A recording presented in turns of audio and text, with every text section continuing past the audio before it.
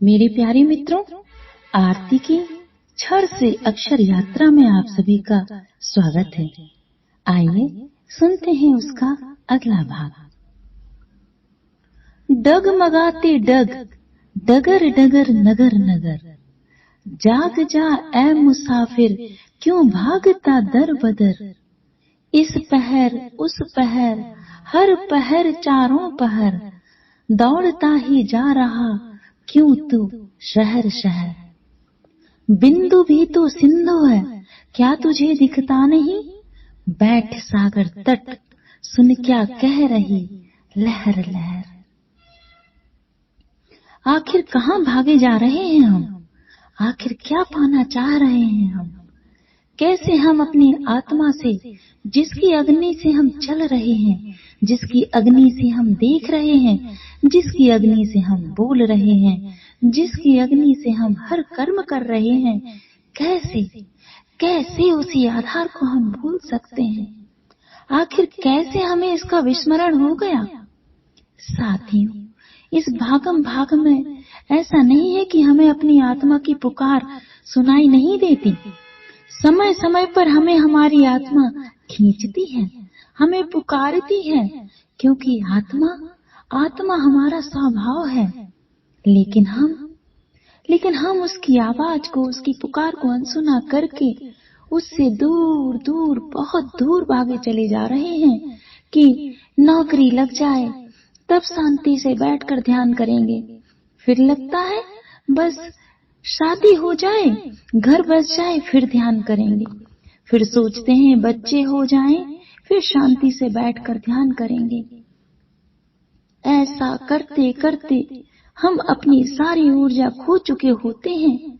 यही तो वह ऊर्जा थी जिसके सहारे हम अपनी आत्मा तक पहुंच सकते थे। यही वह ऊर्जा थी जो राम की ऊर्जा बन सकती थी। लेकिन अब पश्चाताप के अलावा हमारे हाथ में कुछ नहीं, क्योंकि गया समय कभी लौट कर नहीं आता। जब तक हमें होश आता है तब तक हमारे हाथ से वक्त रूपी पंछी उड़ गया होता है। हमारे प्राण पंछी में भी वह ताकत नहीं रहती कि अब हम उड़ सकें। हम बेबस निगाहों से आसमान को तकते रहते हैं और बहाते हैं अपनी बेबसी पर आंसुओं की अविरल धारा। लेकिन अब ये आंसू हमारा गया हुआ वक्त वापस न ला सकेंगे। पढ़ ले जरा सारांश तू सृष्टि के विधान का, ठहर सका ना ही सकेगा मौत ही सच्चा सफर। हम हर रोज ही किसी न किसी को शमशान की यात्रा करते देखते हैं, फिर भी होश में नहीं आते। जोड़ते ही जाते हैं वह पूंजी जो एक दिन लुट ही जानी है, और भूले रहते हैं उस खजाने को जिसे कोई चोर ना तो चुरा सकता है, ना अग्नि जिसे जला सकती है, ना वायु जिसे सुखा सकती है, ना पानी जिसे गला सकता है। जो अविनाशी अखंड अविभाज्य है उसको भूल जोड़े जा रहे हैं कंकड़ पत्थर। अपने भीतर के सत्य चित्त आनंद के अखंड झरने को छोड़कर करते रहते हैं स्नान नालों में। हम दरवाजे के बाहर ठंड से ठिठुर रहे हैं, बस दरवाजे के उस तरफ पैर रखने की जरूरत है और हम गर्माहट पाकर पा लेंगे अपने पूरे जीवन का संतुलन। लेकिन नहीं, हमें जब ठंडक महसूस हो तो भीतर की उष्णता से अपने आप को गर्म कर लें, ऐसा कहाँ सोचते हैं हम। जब ठंडक चाहिए हो उसी दरवाजे से बाहर आकर शीतलता से अपने रोम रोम को भर सकते हैं। जब मन हो अंदर, जब मन हो बाहर, आते जाते रहें। जीवन के आंतरिक मूल्य और बाहरी संसार का आनंद दोनों को समन्वय पूर्वक प्राप्त कर सकते हैं। लेकिन बाहर भागने के अभ्यास ने जैसे भुला ही दिया हो कि दरवाजे की उस और भी कुछ है। साथियों, ध्यान से हमारे जीवन में संतुलन आता है।